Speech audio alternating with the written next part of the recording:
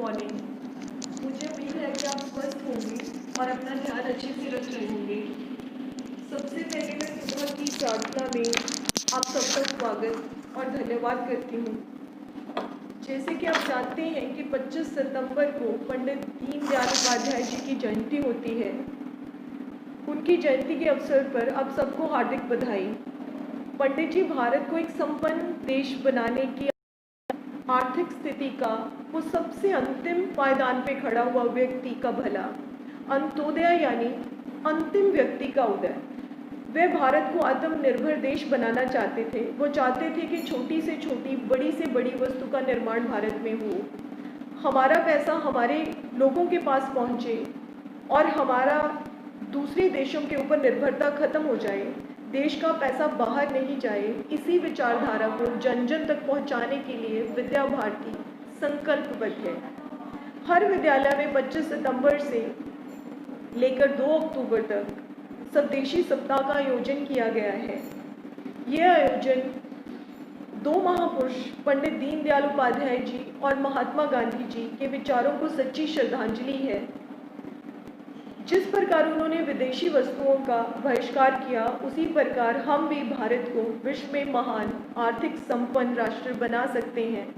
आइए इस महान कार्य में साथ मिलके जुड़ते हैं और भारत को एक संपन्न देश बनाते हैं। आज मैं आपके साथ इसी विषय पे कुछ फैक्ट्स रखूंगी और इसी विषय पे बात करूंगी। जैसे कि आप जानते हो, आज से कि वो याद आता था जब वो शिप लेके आ रहा था तो केप ऑफ गुड होप वहाँ पे पहुंचा साउथ अफ्रीका के अंदर। तो उसको लगा उसको ओशन पार करना था। तो गुजराती भाई मिले, कान्हा जी जिनका नाम था, और उनके पास उस टाइम के यूरोप के सबसे बड़े शिप से 12 गुना बड़े शिप थे। वो वहाँ पे ट्रेड करने के लिए, व्यापार करने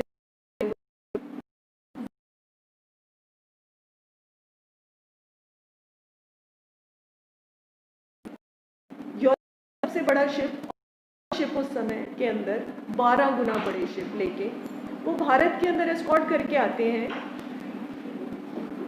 पूरी दुनिया का ट्रेड, पूरी दुनिया का एक्सपोर्ट 43% एक्सपोर्ट भारत पावर्स हैं। तो आप सोच सकते हो कि भारत का कैसा व्यापार रहा होगा जो 43% एक्सपोर्ट कर रहा था। स्टील बनाने का भारत के अंदर 3000 साल पुरानी टेक्नोलॉजी है। वो हमारी टेक्नोलॉजी थी। 3000 साल पहले भारत के अंदर स्टील बनता था। हम शिप एक्सपोर्ट करते थे, शिप्स बनाते थे।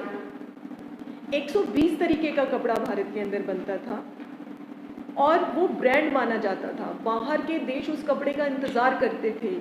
जैसे हम अभी ब्रांडेड कपड़े इस्तेमाल करते हैं, इसी तरीके से भारत एक ब्रांड था। और सोने के भाव, पहले कपड़ा तोल के बेचा जाता था, तो सोने के भाव वो कपड़ा बिकता था। एक पलड़े पे कपड़ा होता था, भारतीय कपड़ा, और दूसरे पलड़े पे सोना रखा जाता था। अंग्रेज़ों के आने के बाद ये 120 तरीके का कपड़ा बहुत ऑर्गेनाइज्ड वे में उन्होंने इसको ख़त्म करा। रॉ मटेरियल होता था, जो मोल मांगते थे इंडियंस, जो वो चाहते थे, जितना पैसा वो चाहते थे उतना पैसा उनको उस कपड़े के लिए मिलता था। इकोनॉमी विलेज बेस्ड थी। गांव के अंदर हर चीज़ उगाई जाती थी, प्रोड्यूस करी जाती थी। जैसे कपास है, उसका कपड़ा बनता था, सूत बनता था, और शहरों के अंदर वो बेचा जाता था। मतलब जो इकोनॉमी थी वो गांव गवर्न करते थे। शहरों के अंदर सामान बन के आता था और वो बेचा जाता था। अगर भारत के गांव में कुछ बाहर से खरीदा जाता था, 2000 किस्म की चीज़ें बनती थी भारत के अंदर। अगर कुछ खरीदा जाता था तो वो सिर्फ नमक था। ये अंग्रेज़ों के जो उन्होंने हिस्ट्री के अंदर लिखा है उसके अंदर ये सब कुछ दर्ज है। मैं अंग्रेज़ों के आने के पहले की बात कर रही हूँ। मैं 300-400 साल पहले की बात कर रही हूँ। वास्को डी गामा 1498 में भारत के अंदर आते हैं। तब ये भारत का हालत था। भारत एक संपन्न देश था, आत्मनिर्भर था, बहुत ज़्यादा बिजनेस अच्छा था, सोने की दीवारें थी। आज भी अगर आप राजस्थान के अंदर जाके बात करते हो तो अभी भी आपको सोने की ईंटें मिलती हैं वहाँ पे। 7,50,000 गांव थे जिनके अंदर 2000 किस्म की प्रोडक्शन होती थी चीज़ों की। प्राइमरी गुड्स की प्रोडक्शन होती थी, उनका आगे उसको सेकेंडरी गुड्स होती थी जो शहरों के अंदर बिकती थी। हर गांव के अंदर 18 किस्म के कारीगर होते थे जिनको आप आर्टिसंस बोलते हो, जैसे लोहार हैं, लकड़ी का काम करने वाले हैं, सोने का काम करने वाले हैं, तेली हैं। तो हर गांव के अपने 18 किस्म के कारीगर होते थे जो कपड़ा बुनते थे, सोना गहने बनाते थे। हर गांव के अंदर एक वैद्य होता था जो जड़ी बूटियों के साथ इलाज करता था, और एक 5 गांव के अंदर एक सर्जन होता था, सर्जन जो सर्जरी करता है। आज भी आप देखोगे हड्डियां टूट जाती हैं तो हमारे जो पुराने हैं वो लकड़ी से बांध के या कोई लेप लगा के आपकी हड्डी इस तरीके से ठीक करते हैं जो सर्जन भी नहीं कर सकते आज के ज़माने के। और वो इलाज फ्री होता था, उसके पैसे नहीं लगते थे। जो भी उनके पास जाता था वो उनके लिए कुछ सामान लेके जाता था, जिसी के साथ उनका घर चलता था। बाकी वो टाइम के अंदर अपना रिसर्च करते थे। 7,32,000 गुरुकुल थे। ये कहा जाता है कि भारत के लोग अनपढ़ थे, उनको आता नहीं था, ऐसा कुछ नहीं था। 97% लोग लिटरेट थे, जो एक भाषा पढ़ सकते थे, एक भाषा जानते थे, समझते थे और लिख सकते थे। आज की इतनी एजुकेशन होने के बावजूद इंडिया का लिटरेसी रेट 67% है, तो 97% लोग तब साक्षर थे। और अगर मैं आपकी बात करती हूँ, अब इंडिया की गुलामी और उसके बाद अंग्रेज़ों का एक्सप्लॉइट करना इंडिया की रिसोर्सेज को, ये सारा ऑर्गेनाइज्ड हमारा जो सिस्टम था, जो हम एक बहुत संपन्न देश थे, उसके बाद अब की गरीबी की दशा कैसे आई, वो मैं आपको, विदेशियों की लूट, वो मैं आपको अभी बताती हूँ। भारत के अंदर 5,000 से ज़्यादा विदेशी कंपनियाँ हैं जो डायरेक्ट यहाँ पे बिजनेस करती हैं या कोलैबोरेशन के अंदर है इंडियंस के साथ।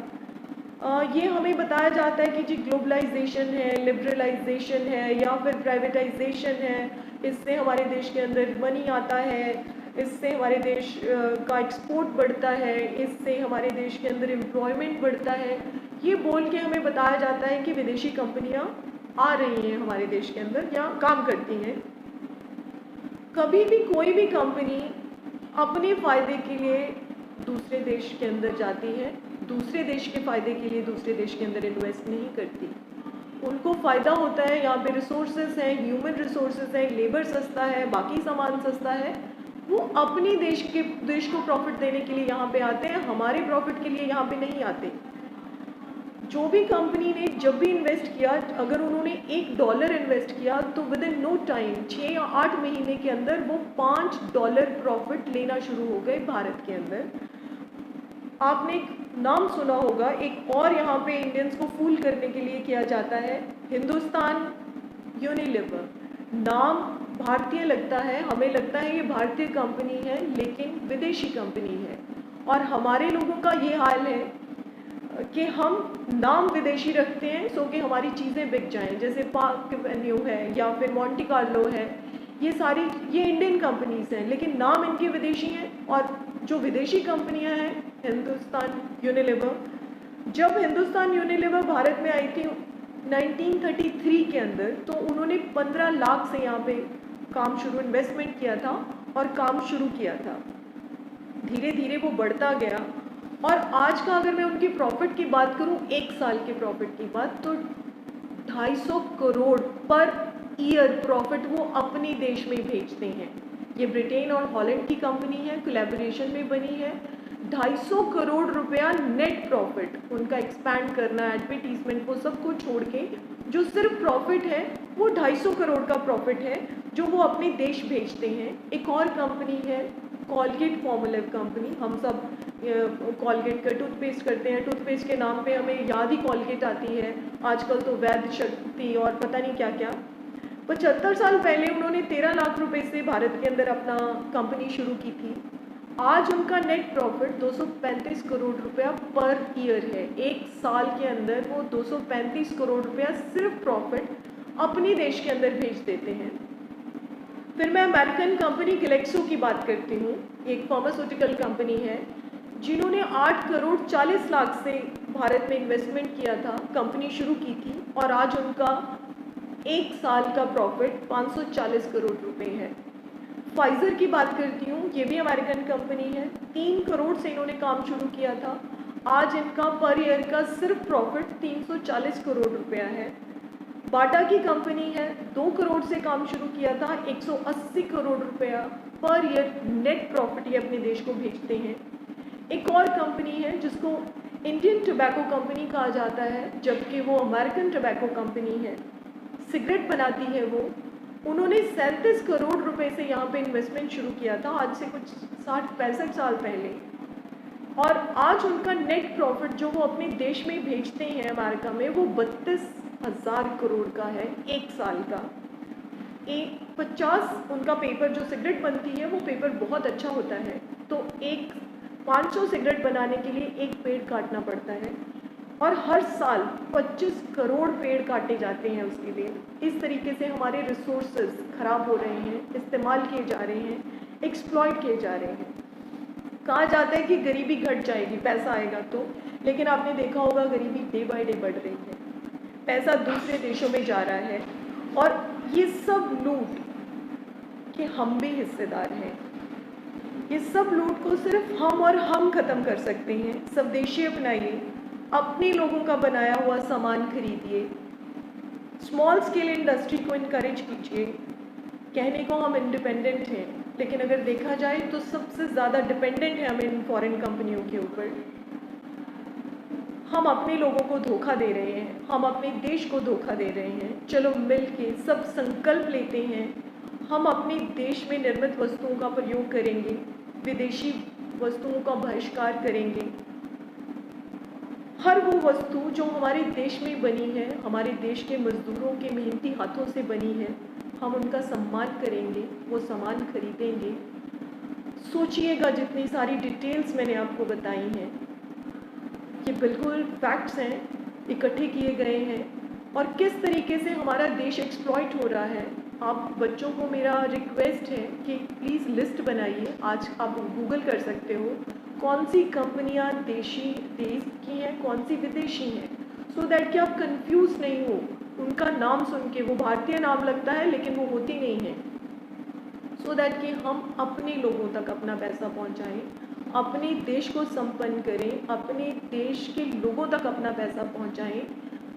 ये मेरा आज का विचार था। आपको सुनने के लिए, मेरे साथ जुड़े रहने के लिए बहुत बहुत धन्यवाद। जय हिंद, जय Bharat. Thank you so much.